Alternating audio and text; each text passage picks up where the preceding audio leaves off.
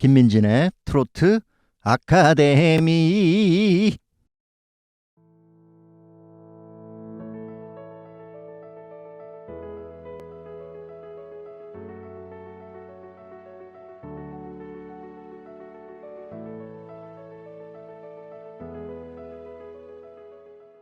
안녕하세요. 김민진의 트로트 아카데미입니다. 반갑습니다. 네, 이번 시간에는 제가 작곡가로서 데뷔하는 그 과정을 말씀드려 볼까 좀 합니다. 제가 원래는 이제 트로트 작곡가가 아니었고요. 일반 대중음악 작곡가였습니다. 방송음악도 좀 하고 일반 가요 이렇게 또 작곡도 하고 했었는데, 어느 날 그 장윤정 씨의 어머나라는 곡이 막 이슈가 되어 있더라고요. 그래서 들어봤더니 너무 재밌는 거예요. CF로도 나오고 막 그 음악이 드라마에서도 나오고, 그 어머나를 쓴 작곡가분이 윤명선 작곡가님이었어요. 기사를 보는데 저작권료가 뭐 한 달에 막 이렇게 1,000만 원씩인가 이렇게 들어온다고 그 기사를 보고 그러니까 아무래도 트로트 바람이 불 것 같다라는 이제 생각이 좀 들더라고요. 공부를 좀 해봤어요. 예. 근데 참 힘들었던 게 뭐냐면, 일반 가요는 좀 화려하잖아요. 이 화성도 그렇고 이렇게 코드 진행이라든지 되게 멜로디컬한데, 이 트로트는 너무 단순한 거예요. 예, 오히려 쉽게 곡을 쓰는 게 너무 어려웠어요, 저는.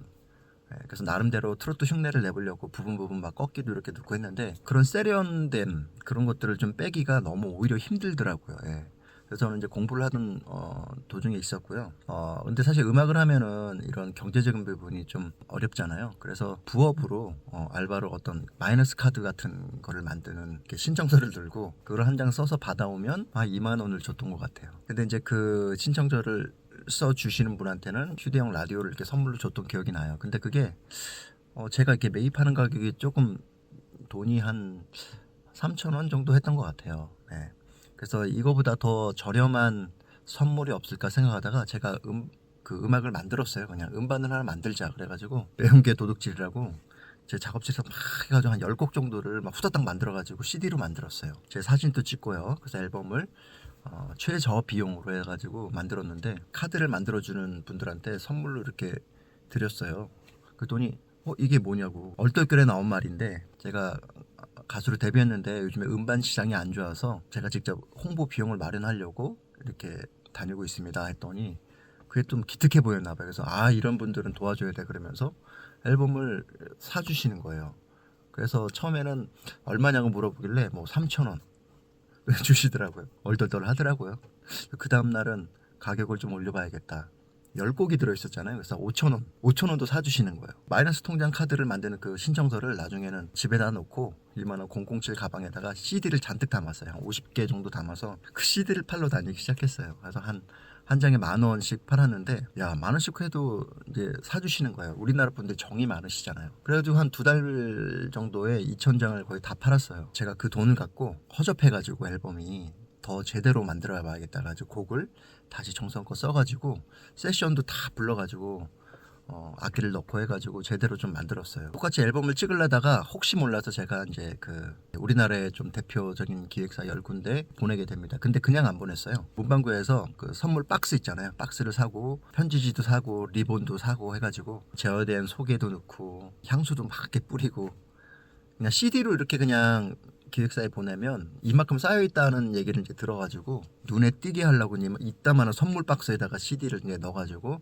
포장을 딱 해가지고 이제 기획사에 보낸 거죠. 그래서 연락이 안 오는 거예요. 그래가지고 너무 이제 2주 동안 연락이 없길래 답답한 마음에 이제 정상에 올라갔어요. 정상에 산에 올라갔는데, 제가 제 자신한테 이제 편지를 이제 쓴 게 있어요. 힘들었던 지금 이 상황을 나중에 내가 다시 꺼내봐야겠다, 아니면 내 자식한테 보여줘야겠다 그래가지고 그 편지를 꼭꼭 쌓은 다음에 땅을 막 파가지고, 그 수락산 정상에 가면 아직도 있을 거예요. 그거를 이제 파 묻고 큰 돌을 이제 얹어놨죠. 나중에 이제 보겠다. 그때 당시 핸드폰을 딱 보니까 안테나가 안 뜨는 거예요. 그래가지고 내려가야겠다 했는데 전화가 뛰고 온 거예요. 기획사에서 전화가 온 거예요. 제 음악을 들었는데 드라마 음악에 잘 맞겠다, 그런 소리를 이제 듣게 된 거죠. 올라가는 데는 2시간 정도 걸렸는데 내려온 데는 한 30분 만에 내려온 것 같아요. 기획사에서 이제 그 대표님을 만나서 이런저런 이제 음악 얘기도 하고 하면서 제가 가수로서 이제 데뷔를 하는 그런 상황이 됐었어요. 근데 그때 당시에 무명 가수한테 기념 앨범 내줄 일 있냐는 언제 그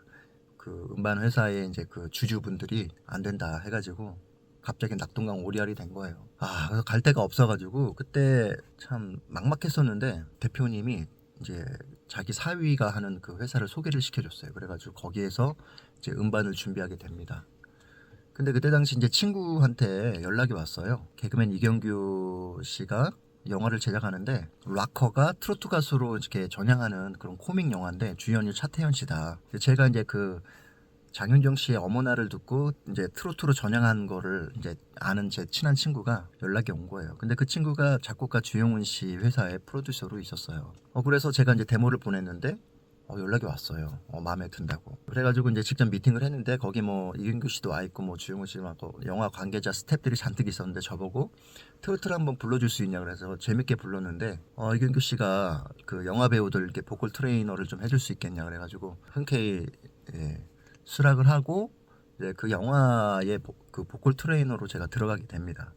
현장을 따라다니면서 이제 배우들 트레이닝도 하고 그런 와중에 이제 주영훈 씨가 저를 불러요. 부르더니 개봉이 2달밖에 안 남았는데 곡이 지금 아직 정해지지 않았다. 너도 한번 써봐라. 그래가지고 집에 오는 길에 이제 막 가슴이 두근두근 거리더라고요.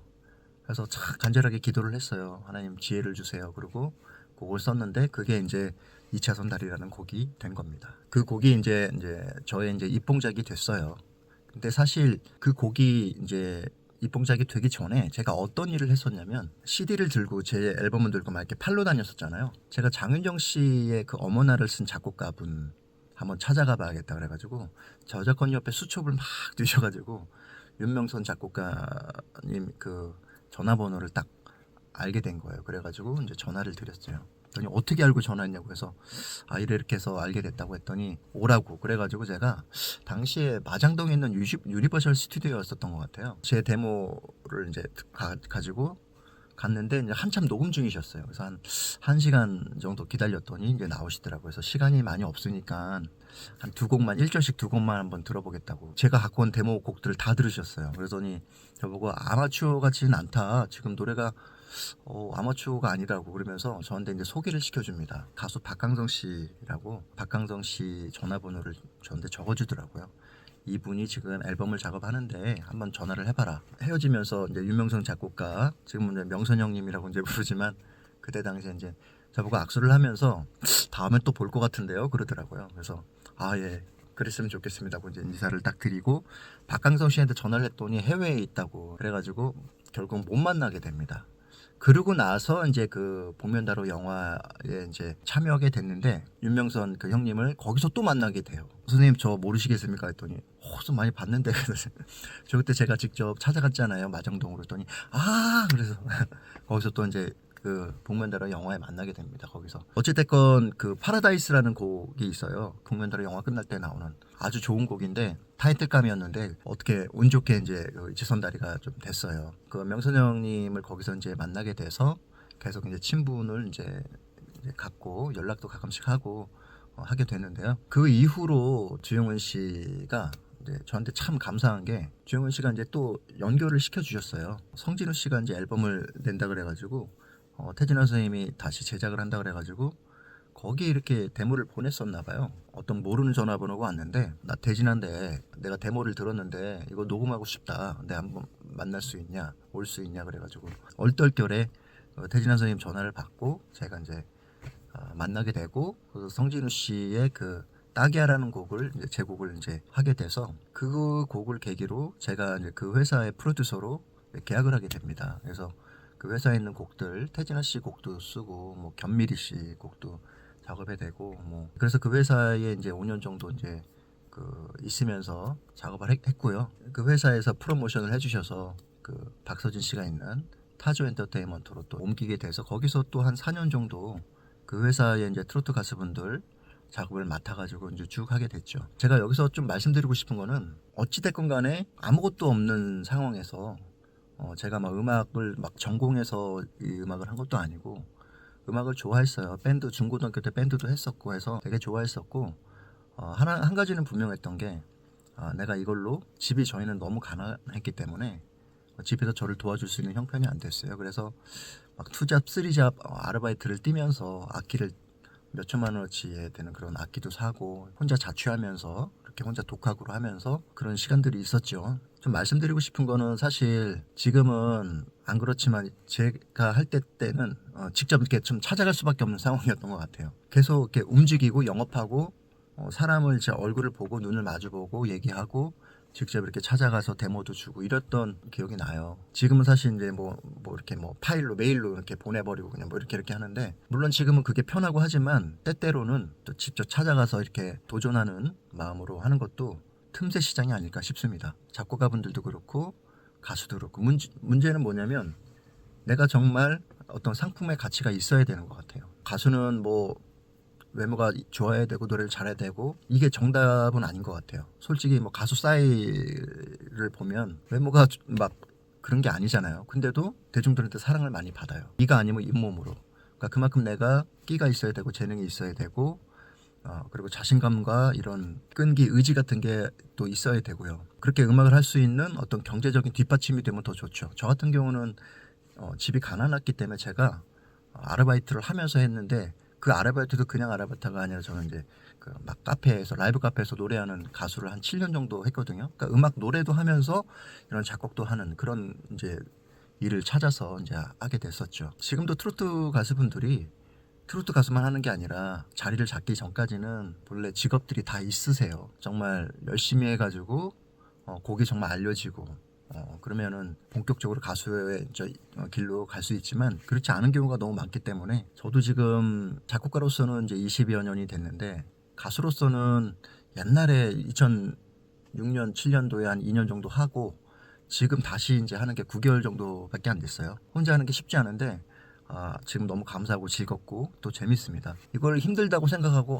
어려워 힘들어 막 이렇게 생각하면 아무것도 할 게 없습니다. 뭐 음악만 힘들겠습니까? 모든 일이 다 마찬가지인 것 같습니다. 욕심내지 않고 즐거운 마음으로 열심히 한다 그러면 분명히 땀 흘린 만큼 좋은 결과가 있을 거라고 생각이 됩니다. 재미없을 수도 있는데요. 근데 이제 그런 거는 있는 것 같아요. 혼자서는 할 수 없다. 누군가 도움을 주는 사람들이 항상 있었다는 거. 그래서 항상 감사함으로 또 살아가게 되더라고요. 저도 또 누군가 힘든 분들 있으면 저도 또 도와주게 되고 은인이 여러 있습니다. 네. 오늘은 그냥 저에 대해서 이제 어떻게 작곡가로 시작했는지에 대해서 한번 말씀드려봤습니다. 감사합니다. 지금까지 김민진이었습니다.